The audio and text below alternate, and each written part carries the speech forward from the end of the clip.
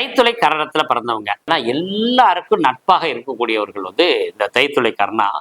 இந்த அதிபதி யாருன்னு பார்த்தா சுக்கிரன். கழுதையோட படங்களை வச்சுக்கிறது பெரிய வெற்றியை தரும்.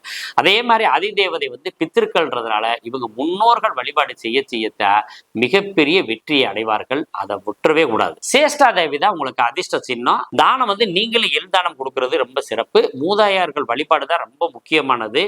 அடுத்தது பால் பொருட்கள்ல நீங்க எப்போதுமே பால் பொருட்கள் பயன்படுத்தணும். உணவுல அப்பம் தைத்தல கரணம்னாவே வைரம் கையில இருக்கணும். உங்களுக்கு தோஷமே தராது. நீங்க எந்த ராசியில பிறந்திருந்தாலும் சரி, எந்த லக்கணத்துல பிறந்திருந்தாலும் சரி, உங்களுக்கு எந்த தோஷமும் இல்லை. அதனால நீங்க வைரம் பயன்படுத்தலாம். வெற்றி மேல் வெற்றி உண்டு.